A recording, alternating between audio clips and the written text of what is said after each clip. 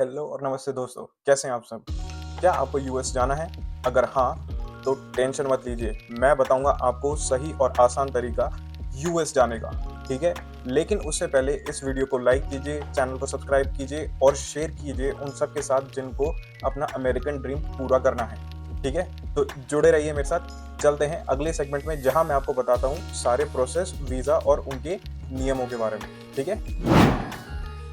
सबसे पहले हमारा वीज़ा ऑप्शन आता है नंबर 1 पे, वो है B1 B2 वीज़ा।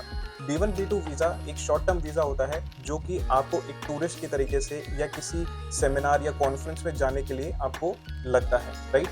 ये कम से कम आपका 6 महीने के लिए लगता है। 6 महीने के बेसिस पे आप एक बार दोबारा इंडिया आके दोबारा 6 महीने के लिए यूएस जा सकते हैं। सिर्फ़ एक बारी में सिर्फ़ 6 महीने रह सकते हैं, ठीक है? और इसकी कॉस्ट अराउंड करीब 12-13 हज़ार रुपए के अराउंड पड़ जाती है, ठीक है? ये जनरली अगर किसी को अपना ऑपरेशन कराना है या कहीं कॉन्फ्रेंस पे जाना है या थोड़े टाइम के लिए अगर ट्रैवल करना है यूएस में टूरिज्म के रिगार्डिंग में, तो उनके लिए सबसे बेस्ट ऑप्शन रहता है, ठीक है? इसको आप अगर अच्छे से यूटिलाइज़ करेंगे, तो आप बहुत चीज़ें एक्सप्लोर कर सकते हैं इसके साथ, बहुत ही अलग-अलग एरियाज़ के अंदर, ठीक है? जो दूसरा वीज़ा ऑप्शन है, ये होता है F1 और M1 वीज़ा टाइप, जो कि स्टूडेंट और स्टडी टाइप वीज़ा होता है।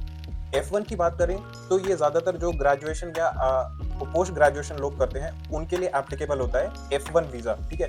ये करीब-करीब लगता है आपका 5 साल का और उसके बाद एडिशनल मिलते हैं आपको 60 दिन, जब आपका कोर्स कंप्लीट हो जाता है, ठीक है? ताकि आप अपनी ग्रेजुएशन का जो भी फॉर्मेलिटीज़ होती हैं, आप अपनी पासिंग आउट जो ग्रेजुएशन सेरेमनी होती है, वो सब अटेंड करें, ठीक है? ये बेसिकली 60 दिन एक्स्ट्रा उसके मिलते हैं, अगर आपका कुछ और काम पेंडिंग है वगैरह वो सब कंप्लीट करने के, ठीक है? और M1 वीज़ा जो होता है, ये होता है एक बहुत ही शॉर्ट टर्म स्टडी का, यानी कि कोई छोटा-मोटा कोर्स कर लिया किसी बंदे ने, तो यूएस में रहकर, तो उसके लिए ये सबसे बेस्ट M1 जो टाइप होता है, ये सबसे बेस्ट उनके लिए होता है। अगर बात की जाए इनकी कॉस्ट की, ठीक है? तो करीब-करीब टोटल जो कॉस्ट अराउंड पड़ जाती है इस वीज़ा के लिए, वो कम से कम $200 के अराउंड पड़ जाती है, अभी तक का जहाँ तक मेरा एक्सपीरियंस रहा है, लेटेस्ट वाला। तो अराउंड 200 मतलब सारे एडिशनल कॉस्ट वगैरह मिला के $200 के अराउंड पड़ जाते हैं। करीब-करीब आप ये लगा लो 30 से 35 हज़ार के अराउंड के बीच में सिर्फ वीज़ा की कॉस्ट पड़ती ही पड़ती है। लेकिन उसके लिए आपको आपके पास एक बहुत ही इंपॉर्टेंट लेटर होना चाहिए, यानी कि आपको ग्रेजुएशन या जहाँ भी आप ग्रेजुएशन के लिए अप्लाई कर रखा है, उस कॉलेज का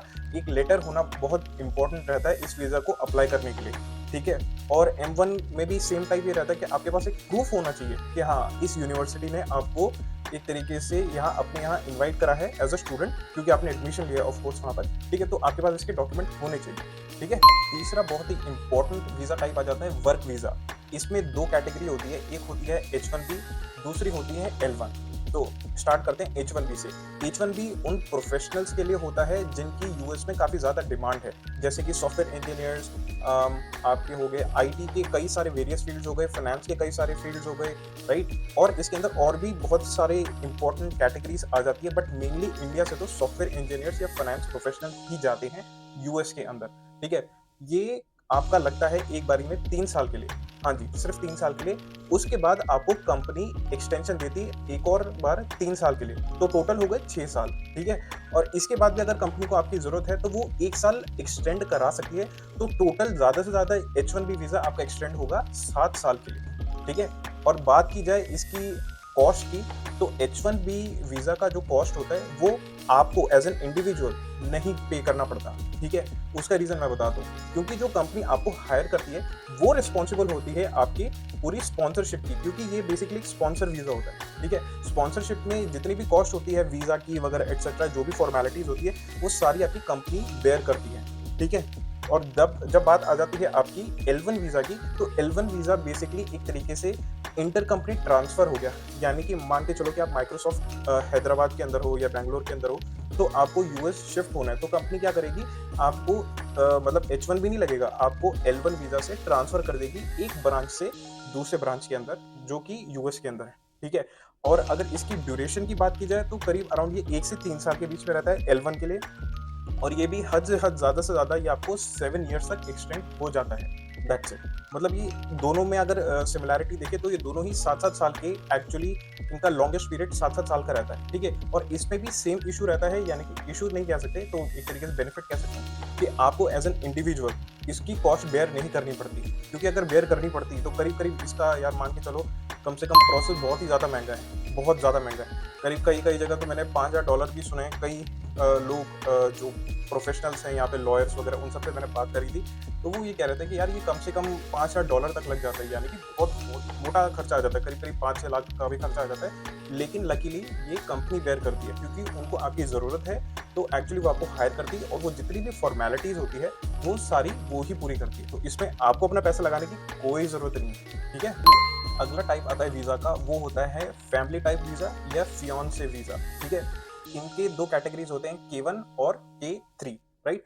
तो K1 में ऐसा होता है कि मान के चलो कि कोई आदमी या औरत किसी दूसरी कंट्री में है, यानी कि इंडिया के अंदर है, और उनको यूएस जाना है शादी करने के लिए यहाँ के किसी सिटीजन से, ठीक है। तो उनको क्या होता है, उनको K1 वीज़ा अप्लाई करना होता है, क्योंकि उनकी ऑलरेडी शादी हुई नहीं होती है, लेकिन वो एज अ फियांसे यानी कि मंगेतर के तौर पे ट्रैवल करते हैं यूएस में, राइट। तो बेसिकली ये वीज़ा लगता है आपके अराउंड लाइक 90 डेज़ का, और इन 90 दिनों के अंदर आपको यूएस में जाके मैरिज कंप्लीट करनी होती है, फॉर्मेलिटी सारी, और अपने ग्रीन कार्ड को भी अप्लाई करना होता है, राइट। तो ये इसका थोड़ा सा प्रोसेस रहता है। और जहाँ तक बात आती है कॉस्ट की, तो इसका कॉस्ट कम से कम अराउंड बैठ जाता है 30 से 35,000 रुपए के बीच में, इंडिया की करेंसी के हिसाब से, ठीक है।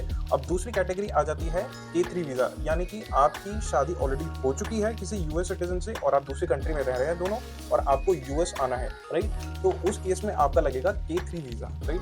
अब इस K3 वीज़ा की वैलिडिटी जो होती है वो कम से कम 2 साल की होती है, ज़्यादातर मैंने जहाँ तक सुना है तो 2 साल होती है, और इसकी भी कॉस्ट अराउंड लाइक 30 से 35,000 के अराउंड ही बैठ जाती है, मोटी-मोटी, ठीक, अप्रॉक्सीमेटली अगर देखा जाए तो, ठीक है। तो ये था एक पूरी समरी इस फियांसे या फैमिली बेस्ड वीज़ा के ऊपर।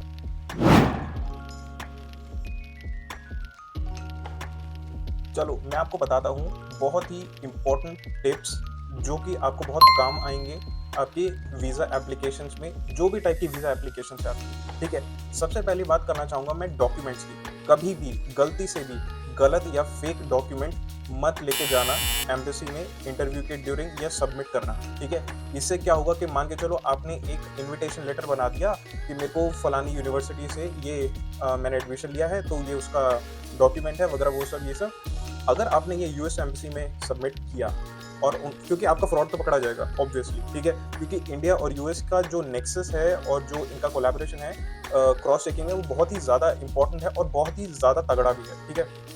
तो वो आपके फेक डॉक्यूमेंट्स को पकड़ लेगा, और आप ये देख लीजिए कि आपका आने वाला फ्यूचर पूरा खराब हो जाएगा, क्योंकि आप ब्लैकलिस्ट हो जाएंगे हमेशा के लिए, ठीक है। तो इस तरीके की गलती बिल्कुल मत करना यार, ठीक है। दूसरी बात होती है कि लोग अपने फेक एक्सपीरियंसेस या फेक आइडेंटिटी के साथ भी जाते हैं। मान के चलो आपका नाम सुरेश है और आप जा रहे हो अपना एक फेक पासपोर्ट वगैरह लेके, या फिर कोई फेक एक्सपीरियंस दिखा के रमेश के नाम से वगैरह एक्सेट्रा, ठीक है। आप ये सब करके अगर यूएस के इंटरव्यू में जा रहे हो तो गारंटी के साथ पकड़े जाओगे, ठीक है। आपको भी दोबारा से ब्लैक लिस्ट कर दिया जाएगा as in the first process जो डॉक्यूमेंट्स का था, ठीक है।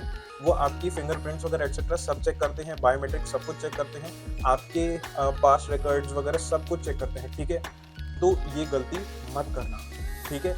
आपके पास जितना एक्सपीरियंस है, आपके पास जो जो रियल डॉक्यूमेंट्स हैं, एज इट इज दिखाओ जाके, बिल्कुल भी ऐसे फेक पर्सनैलिटी वगैरह बना के मत जाना, ठीक है, रिजेक्ट हो जाओगे।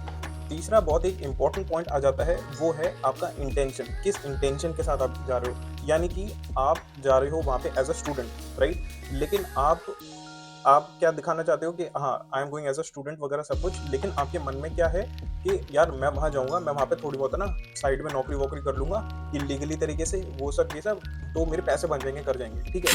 ये गलती मत करना, बिल्कुल गलत इंटेंशंस के साथ मत जाना, क्योंकि जब आपका इंटरव्यू होता है ना यार, मैं अपने इंटरव्यू के एक्सपीरियंसेस आपके साथ शेयर कर सकता हूँ। वो आपको इस तरीके से ग्रिल करते हैं, कम से कम 10 से 15 मिनट तक वो आपको खड़ा रख के आपसे एक एक टॉपिक के बारे में बात करेंगे, और जब वो आपसे एक एक पॉइंट पूछेंगे ना, तो कहीं ना कहीं आपका झूठ पकड़ा जाएगा, ठीक है।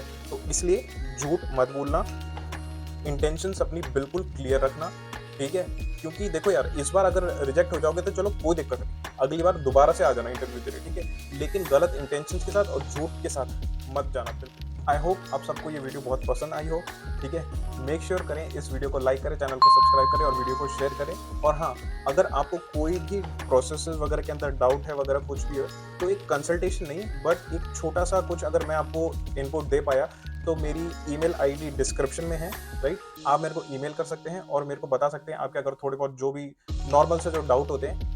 आई रियली रिकमेंड आप एक किसी अच्छे लॉयर से बात करें उस बारे में या कंसल्टेशन लें उससे।